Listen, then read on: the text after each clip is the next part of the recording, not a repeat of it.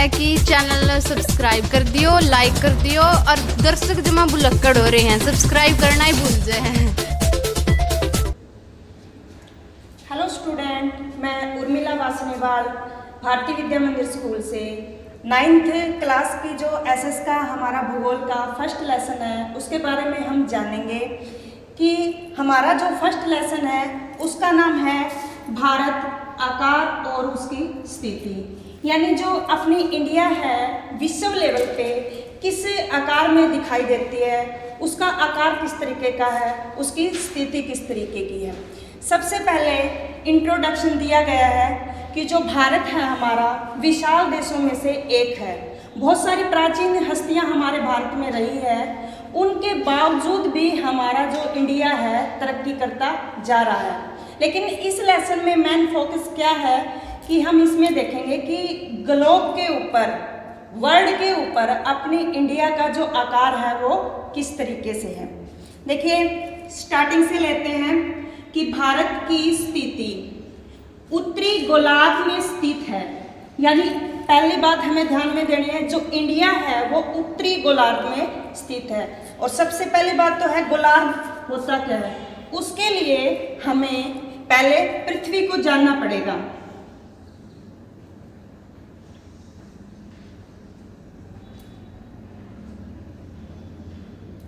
Suppose ये हमारी पृथ्वी है,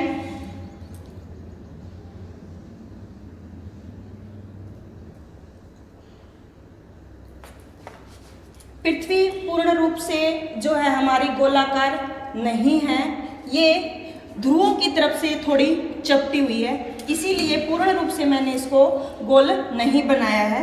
ये हमारा ऊपर की साइड से लेंगे, पृथ्वी के दो ध्रुव है बच्चों, ऊपरी को हम कहते हैं उत्तर ध्रुव और नीचे वाले को हम कहेंगे दक्षिणी ध्रुव।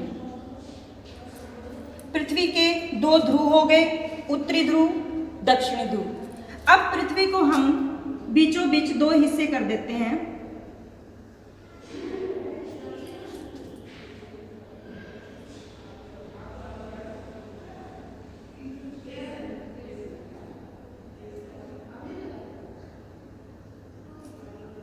देखिए इसको मैं लिखूंगी 0 डिग्री। यहां से लेके यहां तक हमारे पास 90 डिग्रियां हैं। कितनी है? टोटल 90 डिग्रियां हैं। इस रेखा को भूमध्य रेखा कहते हैं। भूमध्य रेखा का मतलब क्या है? भूमि के बीच की रेखा, यानी ऊपर वाला पोर्शन और नीचे वाला सेम रह जाता है। तो ये जो हिस्सा बच गया ऊपर की साइड, इसको ही हम कहेंगे उत्तरी गोलार्ध। जो हमने पहले पढ़ा था कि जो इंडिया है हमारी वो उत्तरी गोलार्ध में स्थित है, तो इसको कहेंगे हम उत्तरी गोलार्ध। और जो नीचे का पोर्शन है 0 डिग्री से नीचे 90 डिग्री तक, इसको कहेंगे हम बच्चों दक्षिणी गोलार्ध। ये सारा पोर्शन हमारा दक्षिणी गोलार्ध का हो गया। तो पृथ्वी के दो गोलार्ध हमारे सामने हैं, उत्तरी गोलार्ध और दक्षिणी गोलार्ध। इसके बावजूद भी हम अगर इंडिया को विस्तार रूप से जानेंगे तो दो हिस्सों में पृथ्वी को और बांटेंगे। देखिए ये मैंने बताया था आपको उत्तरी ध्रुव और ये दक्षिण ध्रुव। इसको बीचों बीच मैंने एक लाइन खींच दी है, तो ये जितना भी पोर्शन हमारा रह गया इस साइड का और इस साइड के दो हिस्से अलग हो गए। ये इतना पोर्शन को हम लिखेंगे पश्चिमी गोलार्ध। ये सारा हमारा पश्चिमी गोलार्ध में आ जाएगा और ये सारा किस में आ जाएगा? पूर्वी गोलार्ध में। ठीक है बच्चों, अब देखिए अगर हम इंडिया की स्थिति देखेंगे तो हमारी इंडिया इस गोलार्ध के अंदर है। यहां पे हमारी इंडिया है, ये हमारी पूरी पृथ्वी होगी। पृथ्वी के अकॉर्डिंग हम देखेंगे तो यहाँ पे हमारी इंडिया है। इसको हम अब कहेंगे, देखिए उत्तर और पूर्व, यानी उत्तरी पूर्वी हिस्से में हमारी इंडिया है। अगर यहाँ पे कोई देश है तो हम क्या कैसे बताएंगे कि दक्षिण प्लस में पूर्व, यानी कौन से हिस्से में है? दक्षिण और पूर्व में। ऐसे ही इसी साइड का हो जाएगा पश्चिम और दक्षिण। इधर पूछेंगे तो उत्तर और पूर्व, ये चीज रहेगी हमारी अब देखिए उसके बाद सबसे पहले इन चीज़ों को जानने के लिए ये हमारी डिग्रियां दी गई है कि कहता है कि इसका मुख्य भाग जो है 8 डिग्री 4 मिनट उत्तर से अक्षांश और 68 जो है हमारा कहाँ पे है 7 टाइम पूर्व से और 97 से लेके 25 पूर्व देशांतर तक फैला हुआ है। इसके लिए सबसे पहले हमें अक्षांश और देशांतर को सीखना पड़ेगा। तो उसके लिए हम अक्षांश और देशांतर को जान लेते हैं। दोबारा से मैं ग्लोब बनाने की कोशिश कर रही हूँ। देखिए ये हमारा ग्लोब हो गया। अब 0 डिग्री से लेके जो हमने लाइन खींची है इसको भूमध्य रेखा कहते हैं। इसका एक और नाम भी है विषुवत रेखा। अब इसके पैरेलल जितनी भी रेखाएं होगी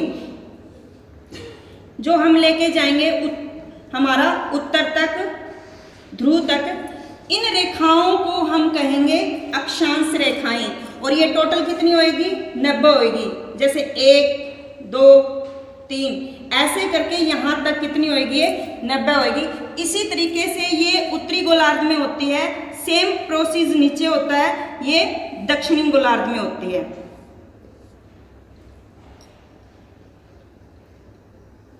ऐसे करके टोटल जो हम मान लेते हैं ये कितनी होती है 90 होती है। अब तुमसे ये पूछ ले कि उत्तरी गोलार्ध में अक्षांशों की संख्या कितनी है, तो कितनी बताओगे 90।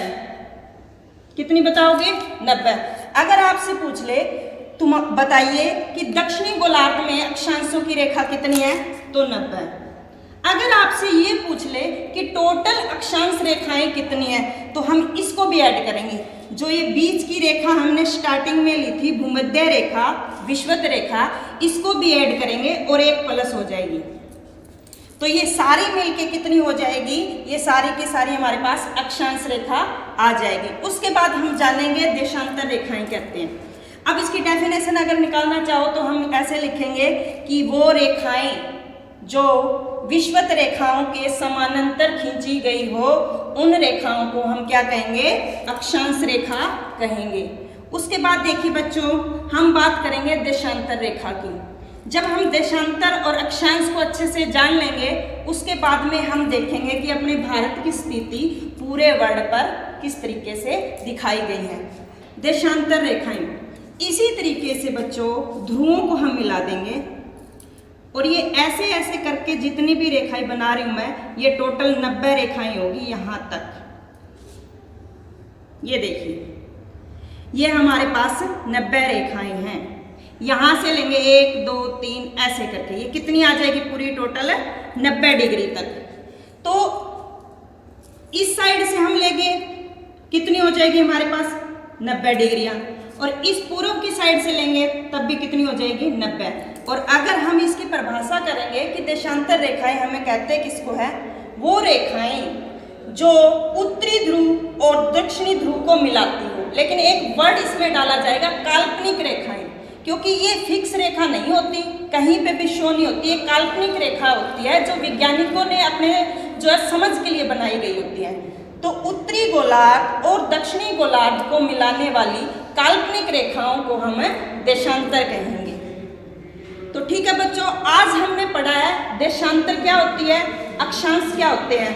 कल इसी टॉपिक को यहाँ से उठा के हम समझेंगे कि अपने इंडिया जो है वो विश्व लेवल पे कहाँ पे है। Thank you. अगर आपको हमारी वीडियो पसंद आए तो लाइक करें, सब्सक्राइब करें और शेयर करें।